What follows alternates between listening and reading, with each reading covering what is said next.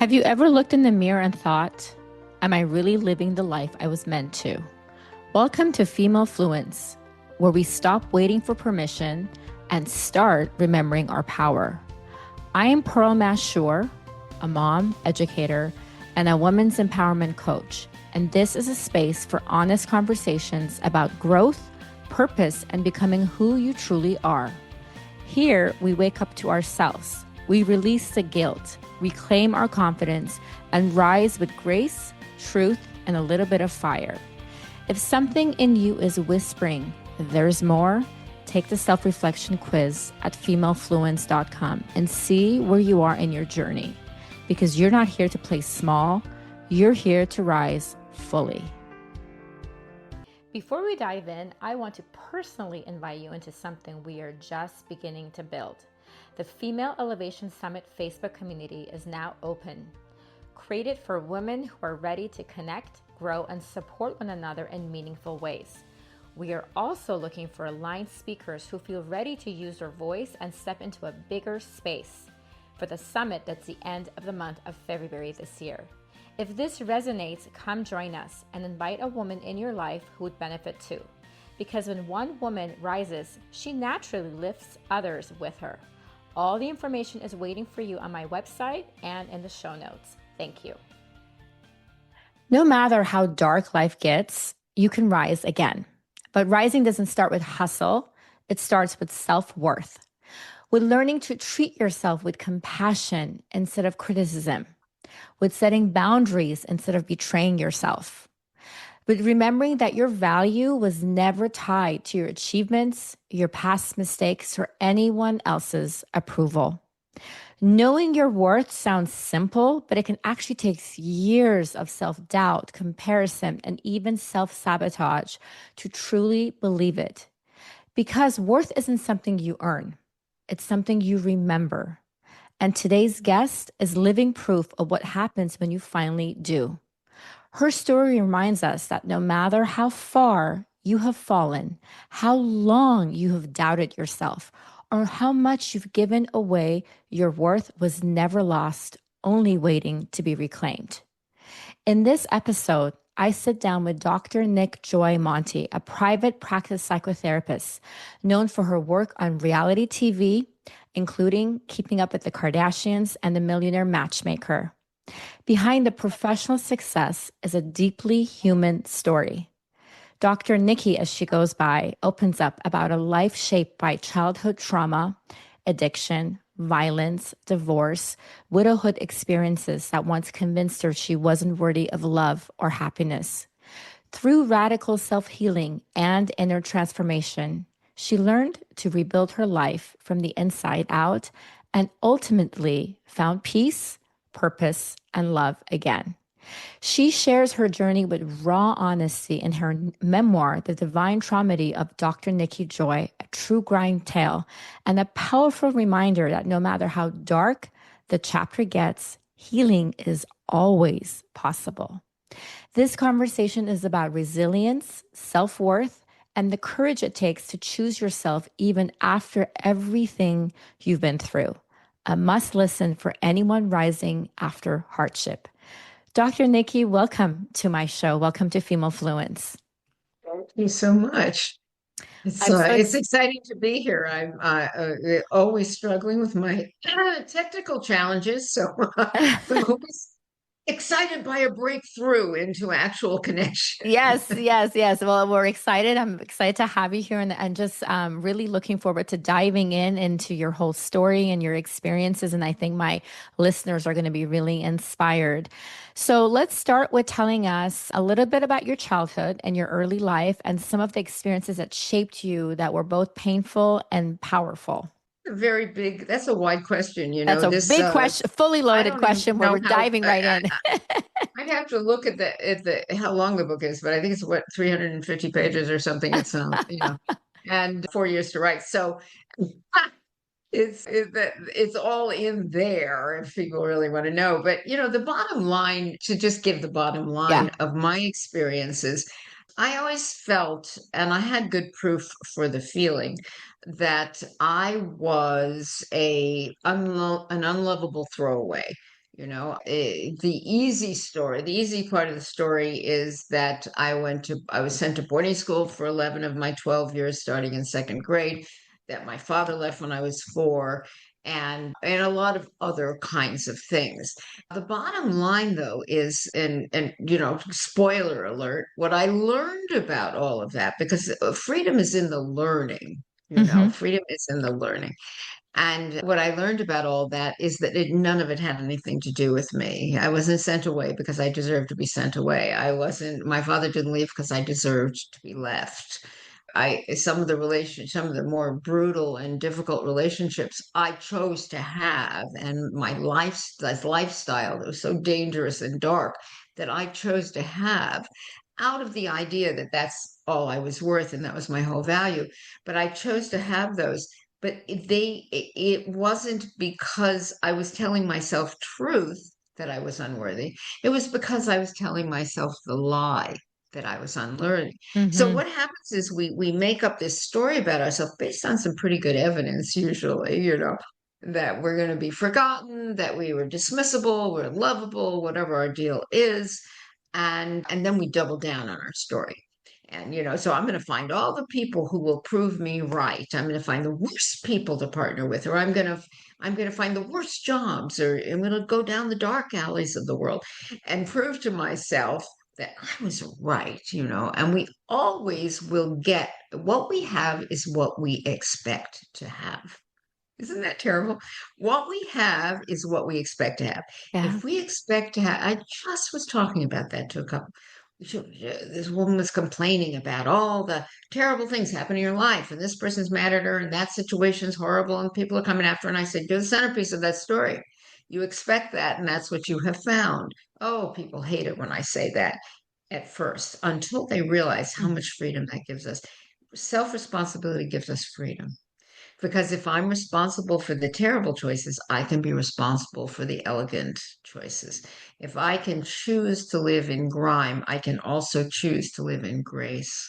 And so, my story, the story is less important. I mean, the details are fun because they're salacious and we love that ickiness. Love the story with a little too much sex, a little too much rock and roll, a little too many drugs.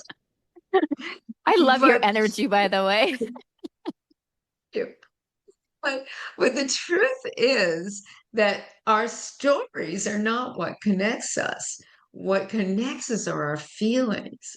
My sad, my mad, my lonely, my pain, my grumpiness, my fury. Those are the things that connect us. And so when people hear my specific stories, I'm a recovered drug addict and sex addict and alcohol addict and food addict. And, I never met an addiction I didn't like. I love to say the thing about I once had carrot anemia. I ate too many carrots and you turn jaundice when you turn Oh my if one goodness. carrot is good, 30 carrots are better. And That's one just, I've never heard. yeah, you turn jaundice. People were stopping me in the street. What's wrong with your color? It's happening. And it wasn't a racial thing. It was It's kind of crazy, but more is better. I was Yep. always the more is better, and all the more that I wanted that I didn't know how to allow was love. The more that I wanted was love, and the problem is that love from the outside never works. It's love from the inside that Inside. changes. Yeah. Yeah, that's everything you said right now was so powerful, and just that freedom to choose. It's like, you want to live, gracefully, or you want to have a horrible, live in the grime and have a horrible life. People don't realize that, but I've noticed that with a lot of people who are always like, you meet that person who's negative and is just worried and is oh well, and it's just constantly that's what they surround themselves with. It's like that energy. They're in a bad mood. Well, that happened to me. My boss was horrible. My friend is horrible. My husband's horrible, and it's like that's what they're choosing because they want to be in that horrible, negative energy, that just surrounds them constantly, and they take that everywhere with them. Yeah. It's not really that they want Yeah. to, I don't think it's that they don't know better. yeah, they don't know better. Yeah. They don't know that have power to have be different. I agree with a lot of people who say they want love. and they don't have love, and they have not had love, deep and whatever. And I always say the same thing to them. You want to want love, but you don't yet want love because it ain't that hard to find, in fact. I mean, yeah, maybe it won't be the perfect love, but everybody, I used to send people to SeaWorld. I'm in California. I don't know where you are, but Me I used to too. Yeah. send people, oh yeah, I used to send people down to SeaWorld. This is the magic of Zoom, right? Talk to people all over the world. But anyway, down to SeaWorld. And I said, I want you to go down and look at all the unlikely people who are partnered with each other. Don't tell me you can't find love. You have to be loved to find love, though. You have to really want it and get over your fear that it's going to be devastating, or, it won't work out. And, things always work. What they say, things always work out in the end. And if they haven't worked out, it's not the end. Yeah. Right. Yeah, Yeah. it's very true. Yeah. Yeah, I agree. I mean, the other thing I think you've talked about is now that you're talking about like love and being true, is we tend to like really want to protect ourselves instead of opening up. So why is vulnerability, why is it so important, even though it feels so scary, and it really Free, I connects us to that know. deeper love? But Yeah. why is that so hard to do to become? It really is the pivotal question of the day, isn't it? Why is vulnerability so scary? I think, first of all, we misunderstand what vulnerability means. We think it means, a lot of people think it means we're weak. It, Hmm. it means that we're offering ourselves up on a platter, and now you've got all this information to use against me. We think it means that we're in some sort of servitude, that it means we're servants to Hmm. whoever we're giving the vulnerability to. We have I mean, people can make their own list about what they think vulnerability means. I've worked with a lot of people over the years who stuff their tears and hold them and control them and shut down. And gosh, tears are our solution in a lot of ways. They're a solution, they're a watery solution, and they're the solution for all that ails us. Not just constant crying, but, crying on point, being sad and grief stricken about these pains and problems that we have or believe we have. But so vulnerability for me is a authentic moment to moment conversation from the heart. So to me, you and I, Pearl, have an intention, or at least certainly I have an intention, I'll assume you do too, to have a vulnerable conversation together. Yes. So I'm going to say the things that I always say about the book. I'm saying the things out loud that nobody wants to talk about, right? I am saying the things out loud. Now, what makes it possible for me to do that without fear? Which is not to say that I never feel fear about a deep vulnerability. I'll give you an example in a minute, but I can say it because I know that vulnerability is the strongest position we can ever take. Why? Because whatever you think or feel or take away from what I say is your stuff, not mine. I'm okay with where I've gotten to, all the terrible, terrible, crappy decisions I've made along the way, because I learned something Hmm. Right. from them. I'm okay with that. And if you think, oh my God, what do you mean you're a drug and alcohol addict and a food addict and a sex addict and a work addict and a what? And you ate 40 carrots? What? If you say that's the most disgusting thing I've ever heard in my whole life, well, then I'm sorry that that's the most disgusting thing. And I get it. I get why you might feel that way. But I'm okay with it because they led me to be the person who can sit here with you today. They are the foundation, Right. and they let me learn compassion and understanding and empathy and all the things that I dance with on a daily basis. And so I'm okay with being visible. People talk a lot about transparency. That's a big word. It's being transparent. Come on. The people who talk about transparency are very seldom transparent. The people who say, when I'm talking to them, let me be honest. What have you been the rest of the time? Yeah. That's so suspicious. Really? It's like Wait. alarm goes off. Before the alarm goes off, oh, this your moment of honesty. Okay, I thought we were doing the whole deal. So vulnerability is a kind of rich, depthful honesty. For me, vulnerability, again, is not about the story. It's about the feelings underneath the story. So people can be honest about, I mean, I've heard so many secrets over my 40 years of doing this, and I'm yet to hear a secret that really bowls me over because the secret is never the point. The feeling Mm-hmm. about the secret. I had a woman once who was so embarrassed to say that she had been, I mean, more than once, but anyway, that she had been married twice, married and divorced twice. She would die before she would reveal that secret to most people. And I'm like, yeah, please, I got three. You know what I'm saying? I got two marriages and a death. I don't know. What's the point? So, but also, and I don't make fun of people, but I'm saying these secrets Mm-hmm. don't need to be secrets. And if people love you, including all the nonsense you've done or all the flaws you reveal, that's real connection. If they don't, bye bye. Don't let the Exactly. door hit you on the way out, right?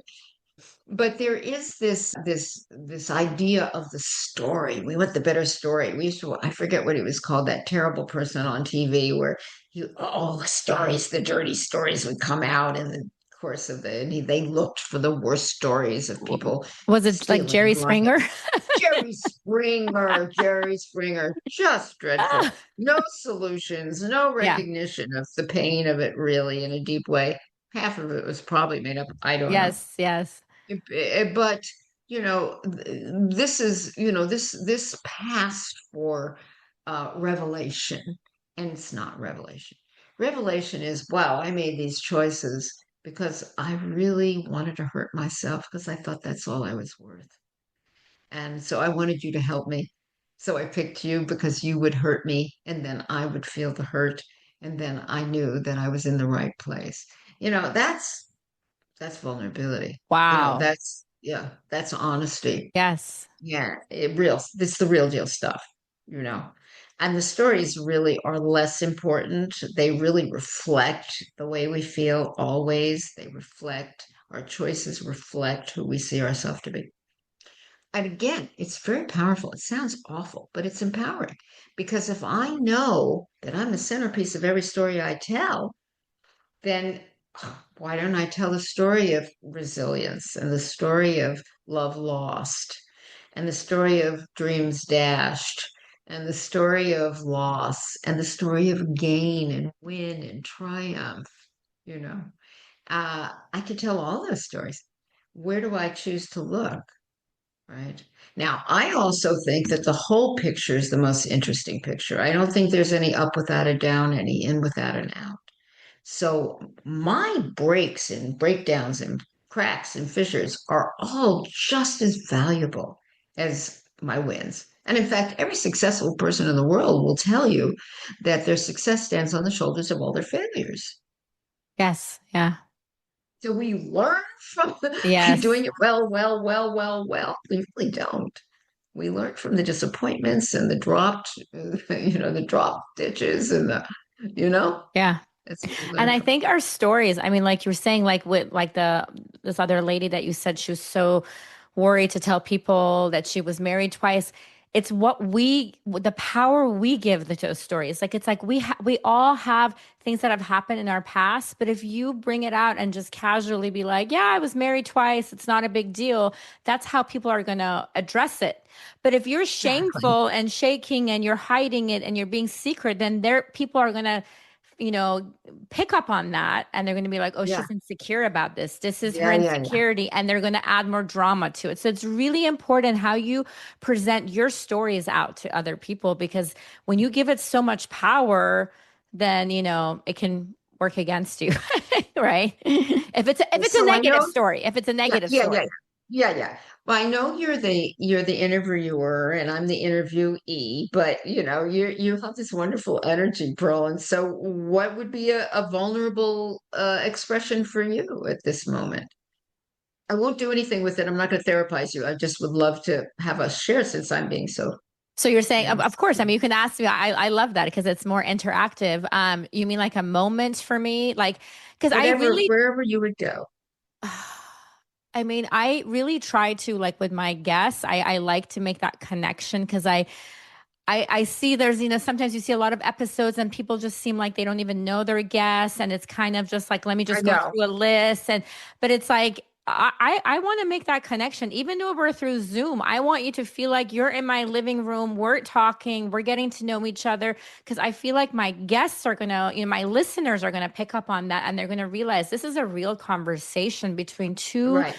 empowered women who are trying to inspire other people and learn from each other. So I've learned like throughout my years to really, I mean, obviously I've I've learned to take a lot of my stories. Like it's been hard, but now I've realized a lot of my stories will actually help other people. And the more real I am and the power, like I was saying, that I give to them is what makes it. And it's hard to be like that vulnerable, like to be open up about it. But I've tried like recently, I'm trying to even like online with things that are going on too. Like if I'm talking and if I'm crying or if I'm showing a moment, it's okay because people need to see Yeah. that this is the real me. They're going to connect better with me. And that's hard to do on a level, but once you do it, you're like, it's okay. And if I want to be judged, I'll be judged. And I'm at a point where Dr. Nikki, I don't really care anymore, which is really Yeah. empowering, right? That's Yeah. the moment where So you're like, empowering. this is my platform. And if people don't want to listen or they don't like it, they can go to the next person. It's okay. There's enough podcasts around. But still, you've described the thing, but you haven't said the thing. What is something that would be vulnerable for you? So I'm always interested in, like, well, this is what I know. People teach what they need to learn. So I guess it's called strong woman, right? Or you Oh, it's are a it's called strong female woman, fluence. Yeah, yeah. Yeah. female But it's fluence, about right? But I that. see Yeah. strong Yeah. woman This is my behind you. quote. Uh-huh, that's your quote. And so I will assume that you needed to learn at some point how to be a stronger or a strong woman. So what was the point at which you made that decision? Okay, okay, that's a powerful question. So I am Persian, and as you know, with everything that's going on in the world, as for me, it was a moment of just seeing this way of the woman rights that has been suppressed for so long in Iran, and this generational trauma that I would even see here with the inequality, and it was just like it would really bothered me where I felt like, okay, what can I do as, as a woman here who has the freedom to speak and to teach and educate. And I used to be a teacher. I was like, what can I do to spread this around? Because obviously, I mean, there's inequality going on all over the world, and Iran is as its worst. But so it was just like a longing for me. And I have two girls that I said, I need to represent, I need to model, I need to educate. If I can help one woman who's listening and say, I can do this. I have the power. I believe in myself. I'm not waiting for permission anymore. No approvals. The time is now. And that was for me because I kept waiting. Like I wanted to start this podcast and it was like the time was never right. It was just so much chaos happening in my life. And you're kind of taught as a woman that your worth is based on all the sacrifices you make all your life. And that's what I knew. And so came to a point that it was like, enough. I need to love myself enough to know that the timing is now or it's never. So I guess that's my moment. I love, yeah, great. I love the word sacrifice, because anything really, it could be you're sacrificing your time right now to be here with me. You're sacrificing doing something else that maybe even felt like, oh, good, I made this appointment to have this podcast, and there's just this other possibility. I could have done that, or whatever it is. It Right, comes up right. because life keeps going, right? Yeah. But the word sacrifice, I love the meaning of it. It's comes from the Latin sacra fice, and it means to make holy. So if this, oh, I just got a chill. So if this becomes, which is like, yes, if this becomes a holy endeavor for the two of us in this moment, we will really wave out into the community, and that one woman, the five women, the 20,000 women, whatever, will say, yeah, yeah, this is what I'm talking. I'm talking about standing up. So what are you doing right now? You're using your voice. You're expressing your truth. You're identifying what was, there was a before this and an after this. Podcast was just one moment in your decision, an actualizing moment in your decision to represent. Your daughters inspired you. But really, the little girl in you inspires you. World events inspires you. And I think when we're trying to become more, right? We're trying to be I think our highest and best is the place to end or to aim for. And that doesn't mean we don't screw up because we will today, tomorrow, all the time, Right. whatever. But when we're doing that, we want to look for what our inspiration points are so that we can keep going back to those in the moments where we feel like, oh, I'm over and out. And we all have those Mm-hmm. moments like, this is too hard. Or, oh, please, I'm not having an effect if we're a Yeah. teacher or whatever, And really, my motto is that, excuse me, broken is beautiful. And so that's the deal. Where did we break? What happened that led to our breaks? And then what have we done to repair? And reparation always includes doing esteemable acts. It always includes building ourselves through action. Like people talk about love. You know what I just found out yesterday? I think it's a very interesting thing. I found it out online, actually. I do a radio show on Tuesdays, and the people that I was doing the show with said, "Did you know that today is Red Tuesday?" I said, "I did not. What does that mean?" And the woman said, "Bloodbath." I said, "I doubt it." Actually, no. Let's go somewhere else. I mean, she was being, funny because bloodbath is now a funny word. Not okay. Yeah. Yeah. And anyway, she said it's because it's for the 10th of February is always red, red day because it's 4 days before Valentine's Day, and more people break up on the 10th of February than any other day of the year. Oh, you're kidding. Said, "You're kidding." Oh my And I looked it goodness. up. I love that little factoid because I mean, of course I had to mull that over because there's so much pressure to express your love. I've got to do all the things on this one love day. Really, to me, if you feel all that pressure going into Valentine's Day, you have not been doing love the rest of the time, Yes. Yeah. right? Yes. It's just the day where everybody's agreeing to comment on you love, right? Right. But what about 364?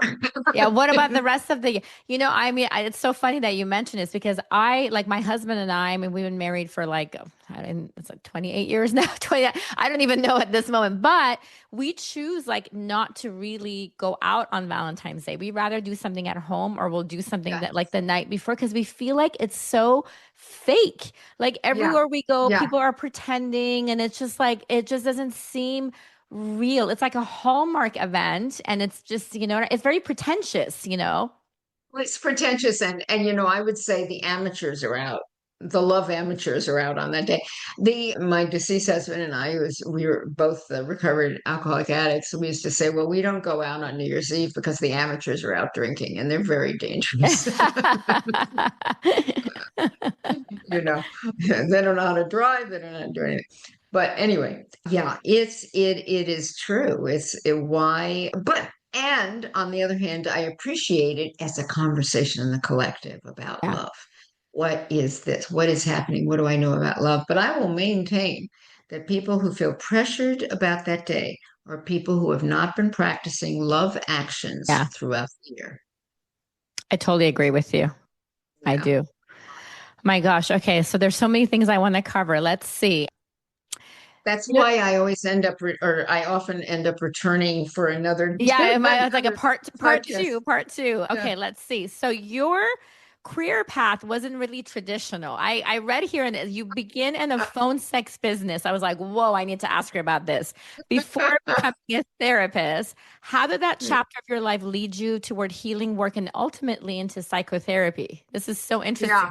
it's just a really, when I put that in the book, I thought, well, this could get me some flack. When I read the book, I thought, I got nervous while I was around publishing time because I thought, well, they're either going to be standing or, lines around the block, or they're going to be running like hell. My regular clients now, if they read this thing, they're going to go, what have I been listening to this whole time? But anyway, yeah, I was going to be, since I was probably six or something, I was going to be an actor.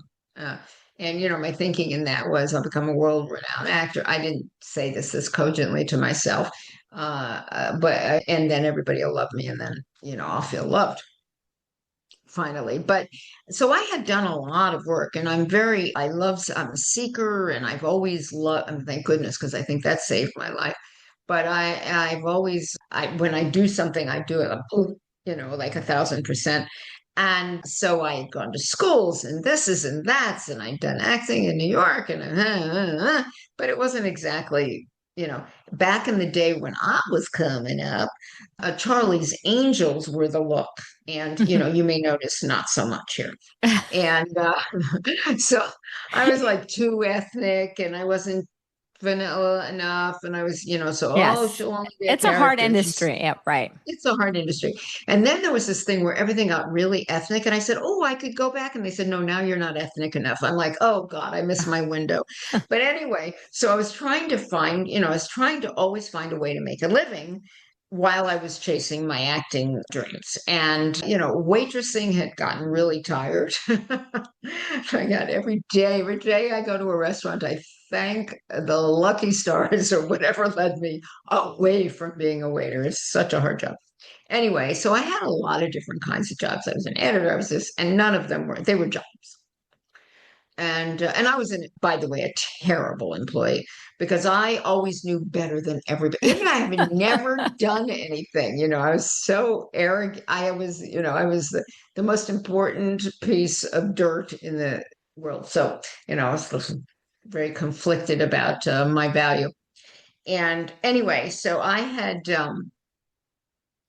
come out to California from New York. I'd come out to California, and that's a long story. It's a bit in the book. And so I'd come out here, and I was, what am I going to do that will get me some decent money? And I said, I have this idea. Now you remember this was, in like 1980, right? 1980. So I was so ahead of the time. If only I have actualized my thoughts, I'd be a bazillionaire today and then probably be a dreadful person. But anyway, so I said, what can I do? What do I know a lot about? What's this and that? But so I thought, you know what? Well, first of all, I started this fantasy phone sex company. Now, at the time, thank you, blessings, blessings. There was no iPhone, there was no videotaping, there was no Zoom. So I ain't out there, but I started this fantasy phone. It was all on the phone, 1-800 Okay. kind of thing. And I started this because it gave me complete leeway for, timing wise. I could do it when I wanted to. I could do it from the safety of my own little apartment and all of the things. And it seemed like a really good plan. And so I found my way to how my mother was an entrepreneur, my grandmother's an entrepreneur. I'd been always an entrepreneur. So this was a natural fit for me. I knew a lot about sex, one of the benefits of having been a sex addict, and knew a lot about fantasy, one of the benefits of not wanting to live in real life.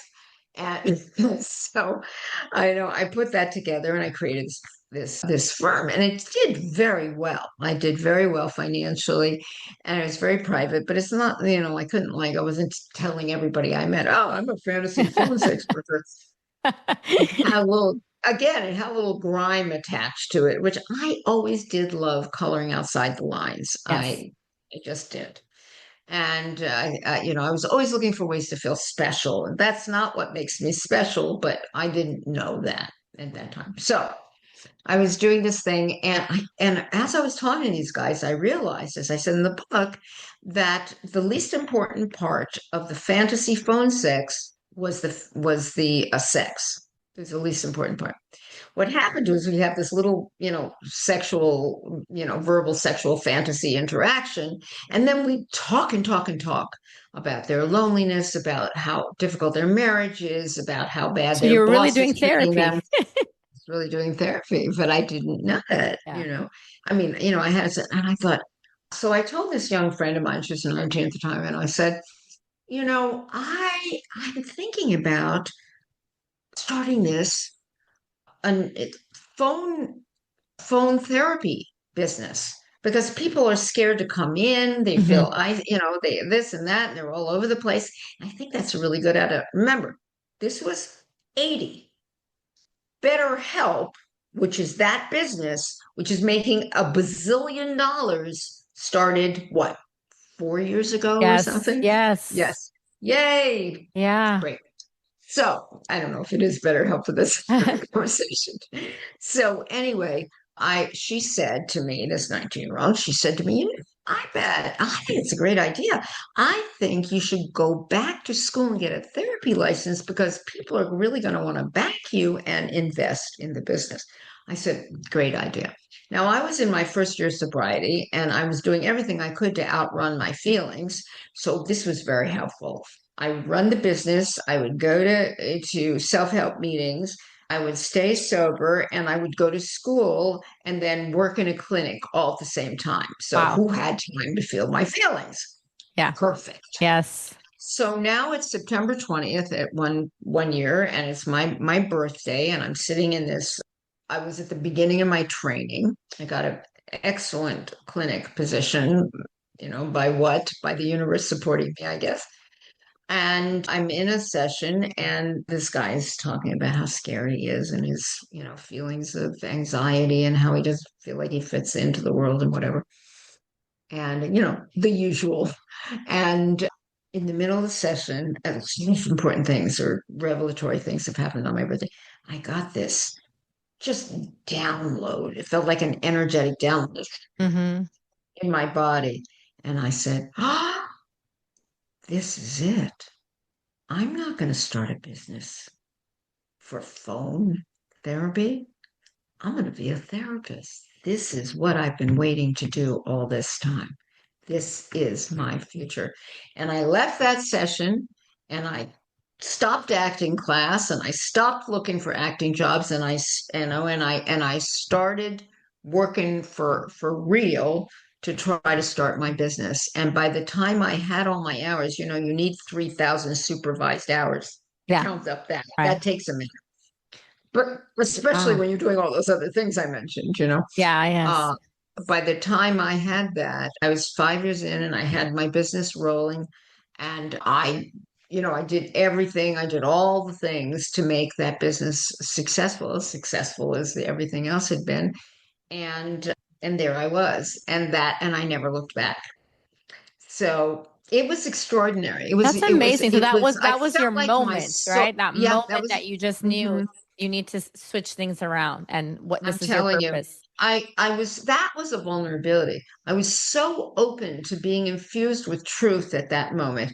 That was my soul's purpose. Now, a bunch of years later, I was working with a teacher that I worked with for 17 years that I don't talk about much you can't tell everything in one book, or at least my life is. but It's a but I series. worked with this series, yeah.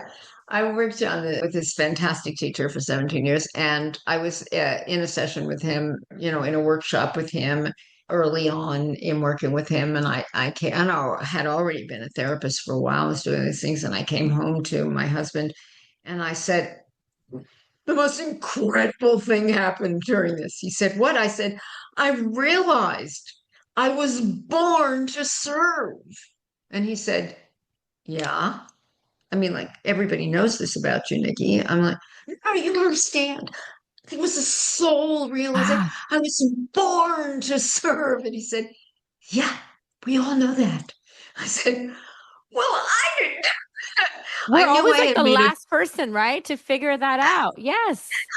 because that it wasn't just something I was doing and loving.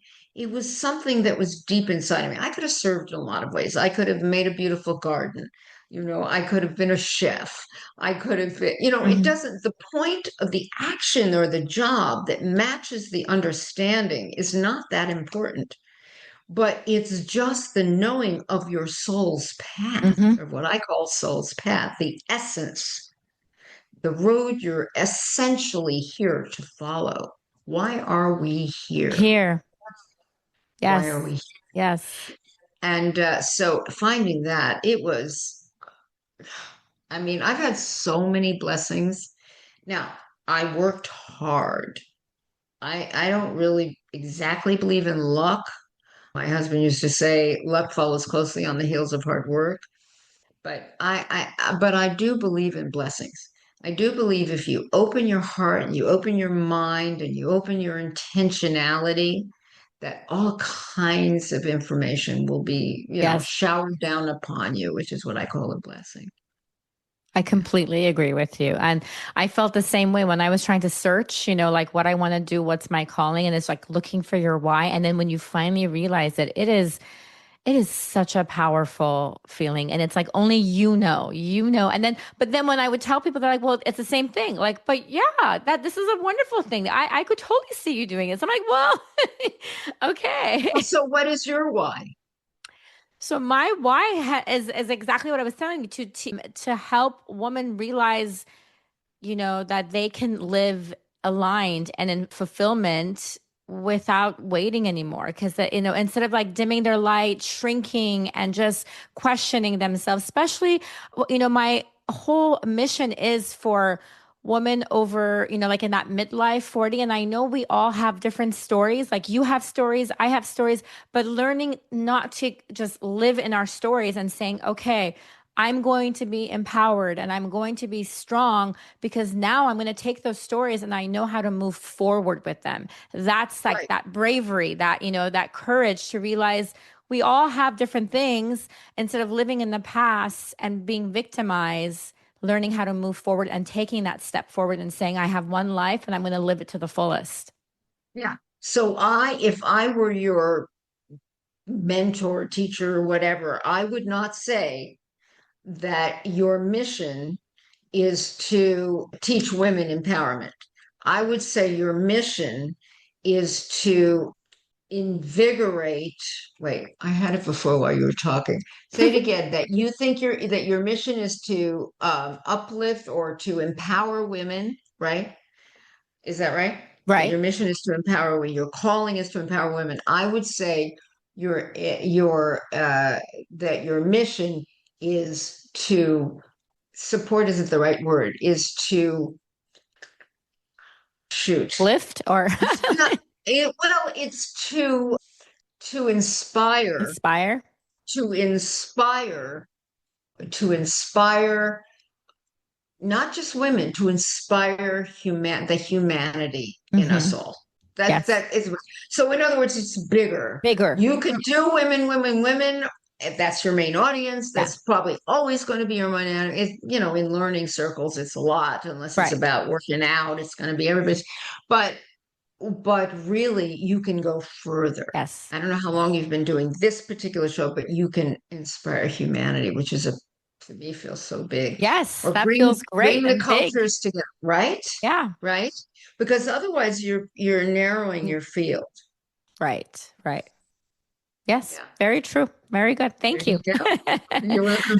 Now let's talk about emotional inheritance because I know like Mm, anything like wealth, it can be, passed down, right? But it can also, so if trauma can be passed down like wealth and it can be healed and transformed, what do people need to understand about this emotional inheritance and the power to change it? Because I know you had a lot of that and a lot of that healing. So if you can talk about that more. we're talking about this in general rather than talking so much about me because annoyed in today's world that we are so preoccupied with separating through categorization and at the same time ignoring the importance of our individual histories. And when I say individual, I'm talking cultural, Mm-hmm. genetic, cultural, global, where were we brought up, in what communities, right? What does your, as an Iranian, I always mispronounce it. Is that correct? That's right. Sometimes I say I, sometimes I say you're, as an Iranian woman, you have generational trauma that has come down through Yes, the definitely. matriarchy and the patriarchy, right? Generational trauma. You have generational excitements as well. Have all, it goes in all directions, right? So we're so busy saying, oh, girl, one, or we're not one at all. Either way, oh, color doesn't matter. It does.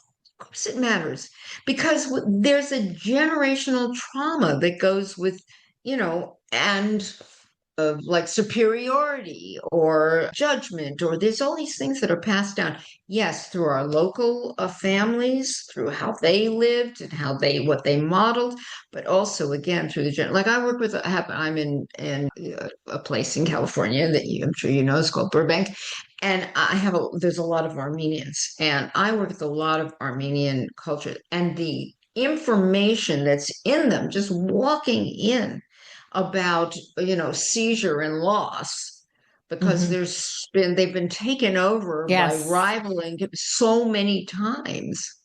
It's super destabilizing, and it has an impact on just the person sitting in front of me, you see. And so the idea is we honor and respect the differences between us. We don't use them to discard each other Yes. or to Yeah. judge each other. Wouldn't that be nice if we didn't do that? Yeah, but I we wish. honor that the difference. Yeah, we honor this. And, when people say to me, "I'm colorblind," don't be colorblind. Be color appreciative. Hmm. You know, because see it and love it, whatever those differences are. So my emotional inheritance included, say, the matrilineal, specifically the matrilineal line. The women are all in charge, which is also quite Jewish. But anyway, I didn't have any religious upbringing, for which I am very grateful, because I got to walk my own different Yes. paths.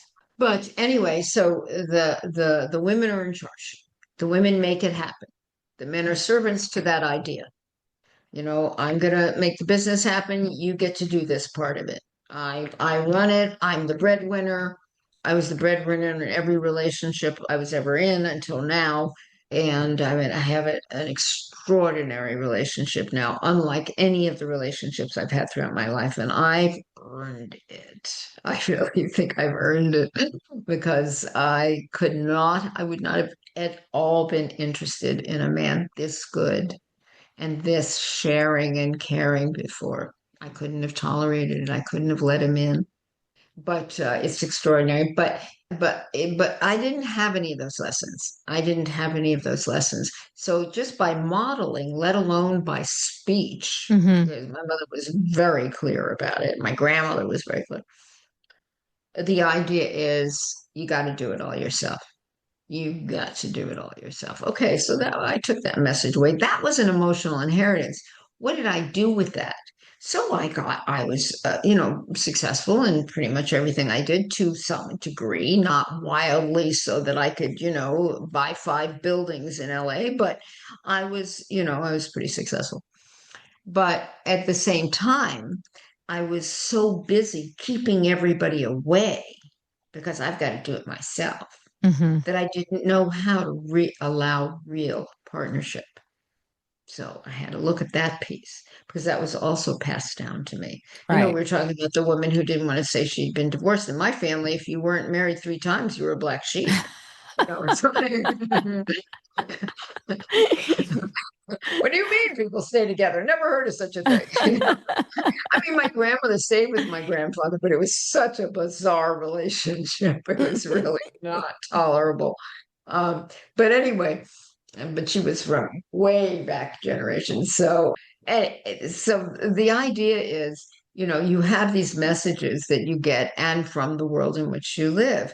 Now, another good thing about my mother had no energy on a woman shouldn't. She had no energy on it. My grandmother didn't have any energy on it. They both passed down to me, not by speech. I barely knew my grandmother, but by example. You do what you want to do and what you think you should do, and do what you want.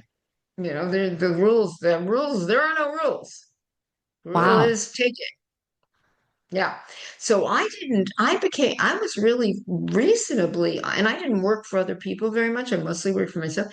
So I was reasonably untouched by by the feminist movement and all that, because I was just doing it. I was just doing it. And so that meant two things. It meant I already had the skills, and that also meant I was lacking some understanding about the other people who weren't brought up that way. So I had to learn that understanding. I had Hmm. to find a compassion for the part of me that had forbidden collaboration and cooperation. And this is to say that wherever our inheritance is, what are we doing with it? Right. We using it against people. Some people get a big inheritance and they share it with their partner and they buy a great house or they put it away for their kids. Make whatever they make and they give it away a lot because other people need it more than they do, or that's the way they see it. They want to help the world.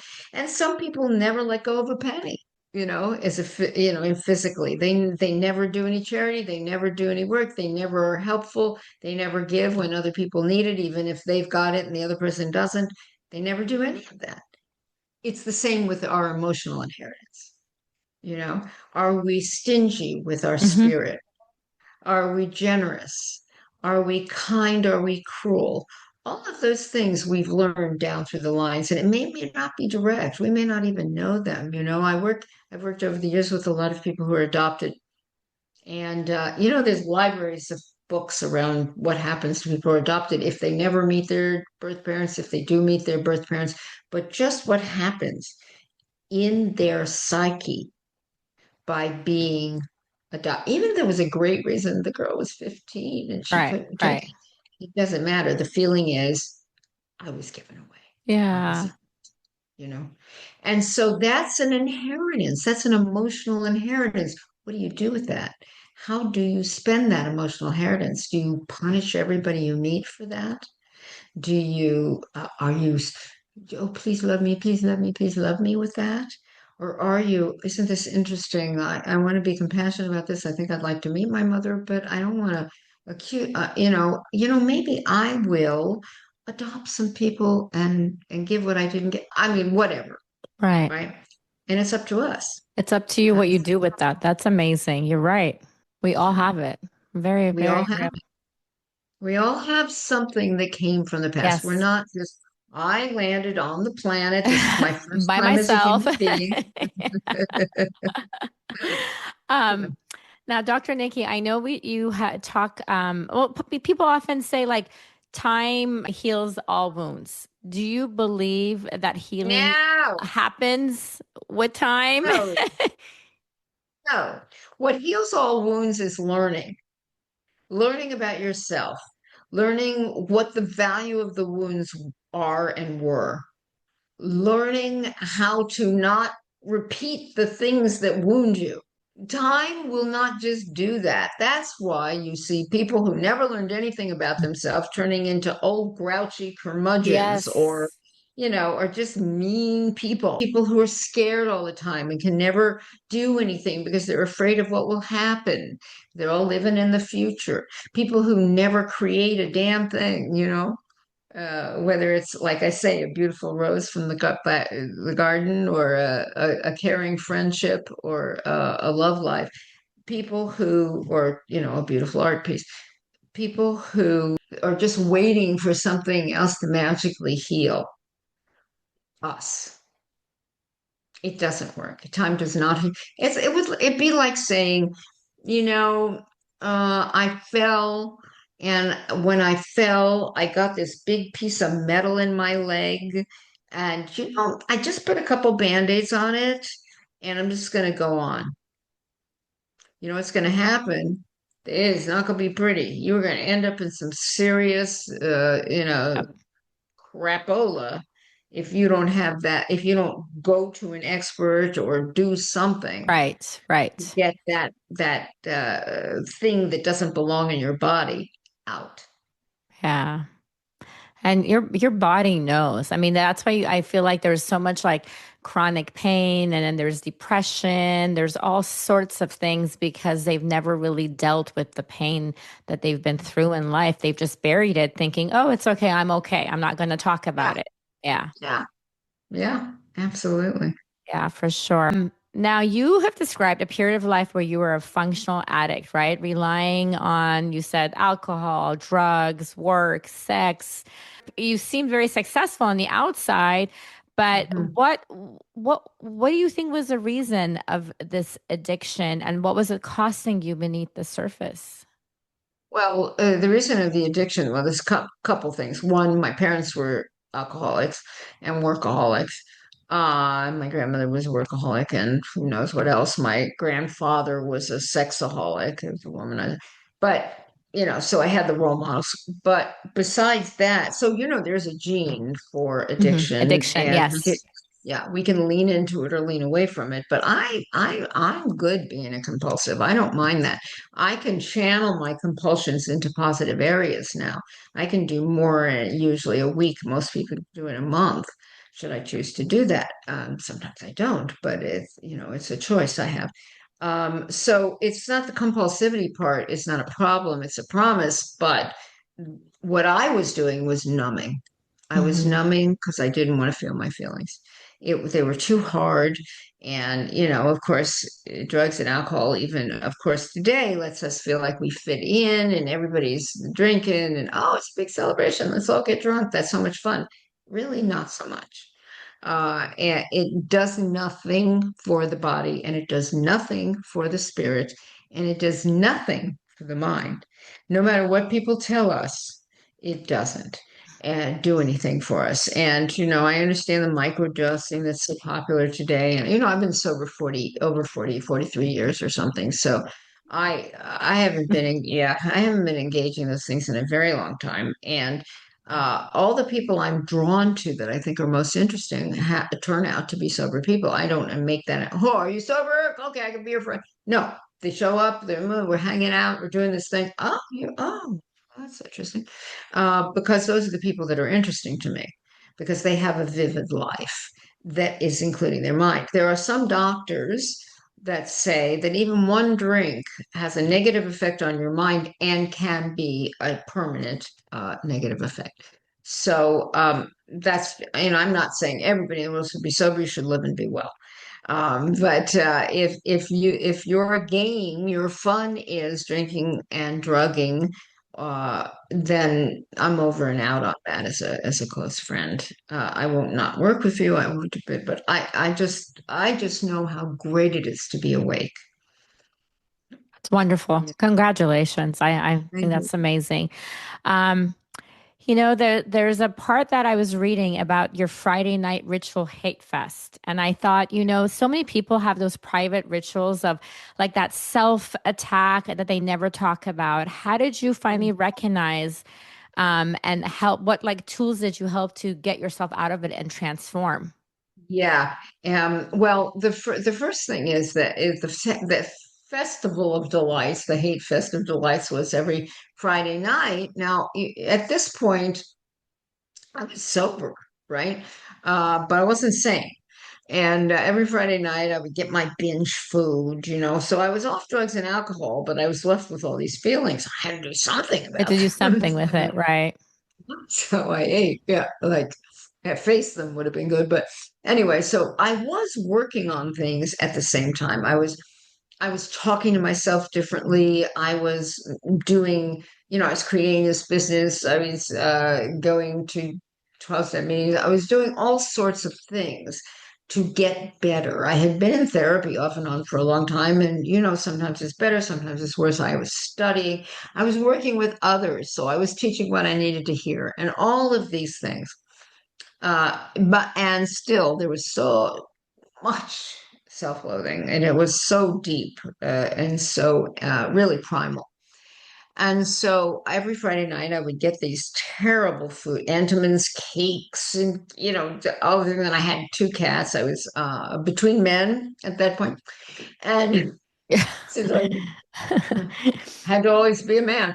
And so I would get all this food. My cats loved this. If I was delayed in the ritual, they would, get me and they'd be walking down. I had a railroad kind of apartment and they were walking down. Yeah, yeah, no. Come on, let's get to it. So I'd go down to this little room that looked like a cave room practically, and it was a small room, and I'd turn on the TV and I'd get on the bed. Cats would be up on the bed. "Ah, this is really working for us. And I'd have all my food there and everything, and I'd start talking to myself with self like, oh, you're so disgusting. You're so ugly. You're stupid. No one's ever going to love you. Why are you even bothering? And I would really say these things to myself. And then it would go on and on. So, and meanwhile, I have these other things I'm doing to positive self-type. No, you can win. You can do it. You can leave behind the old voices and whatever I was doing. And one Friday night, I was there and I had all my food and I had all my stuff. The cats were there. Everyone's yay, yay. What are we doing now? And I started that conversation and I heard this voice.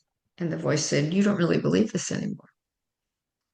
Now, the voice, I didn't think that I was being spoken to by some, magic force from somewhere. I knew it was from inside me that the Yeah. voice was coming.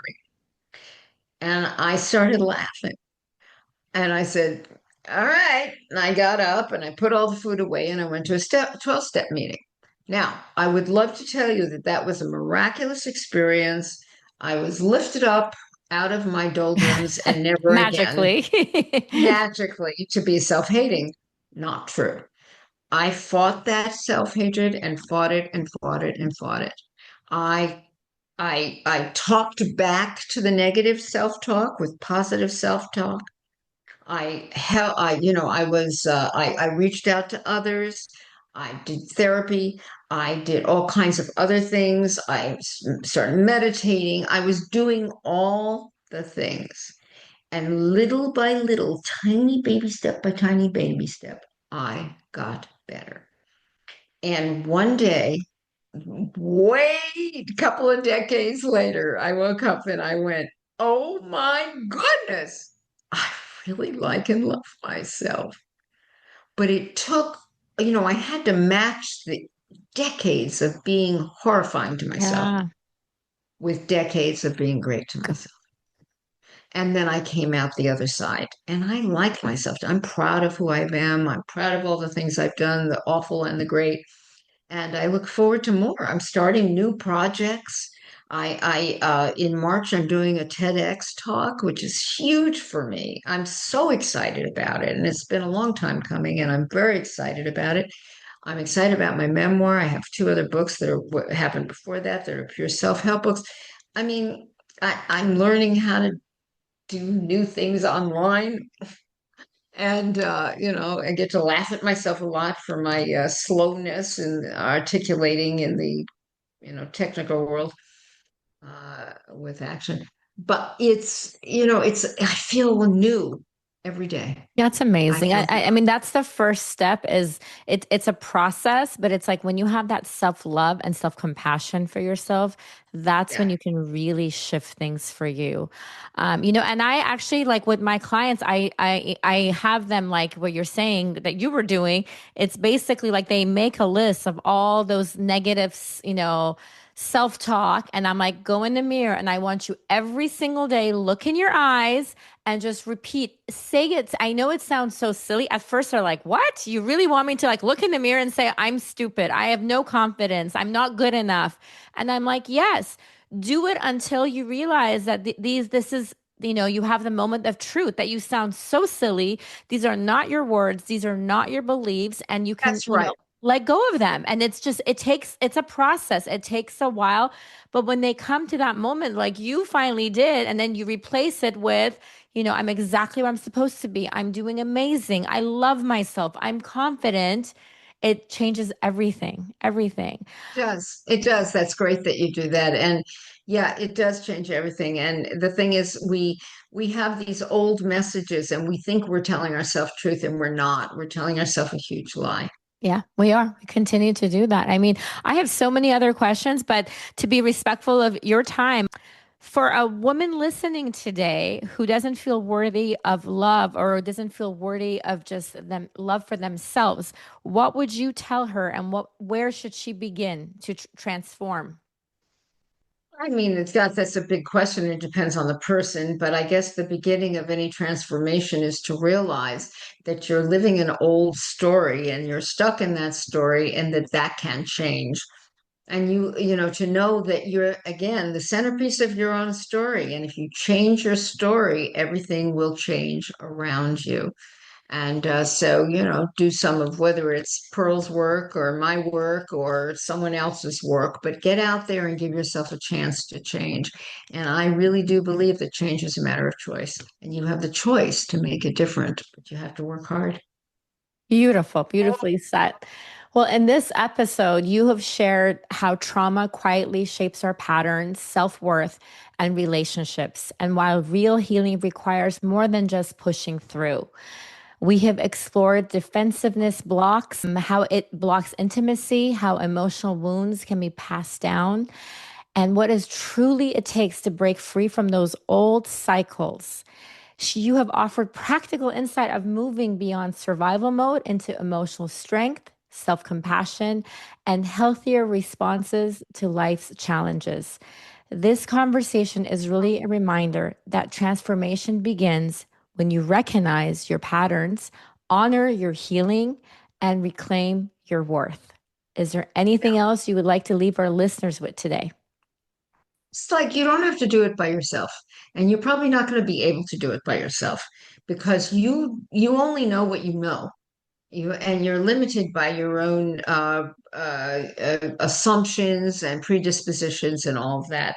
So don't be, try to find a way to reach out to people who have been on the road before you and traveled from disaster to divine experience. And there's plenty of versions of that out there, and find that one that you resonate with, or read a good book, or whatever you're going to do. But commit to yourself that, and I promise you, tomorrow does not have to be like yesterday. Thank you. I thank you so much. All the links will be in my show notes, and you will have all the information to get in contact with Dr. Nicki and order her book as well. Thank you so much for being on Female Fluence. Thank you so much, Pearl. You're a joy and a pleasure to talk to. Thank you. Thank you for spending this time with me here on Female Fluence, where we rise, reflect, and remember who we are. If something from today's episode spoke to you, share it with another woman who's ready to rise too.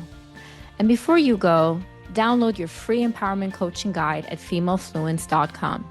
It's your next step toward living with more clarity and confidence. You can find me on Instagram and Facebook at pearlmashour_femalefluence. And if you're ready for deeper support, sign up for a free discovery call. I would love to connect with you. Remember, my friends, don't just exist. Live your life fully, bravely, and in truth. I'm Pearl Mashour, and until next time, stay true, stay powerful, and stay you.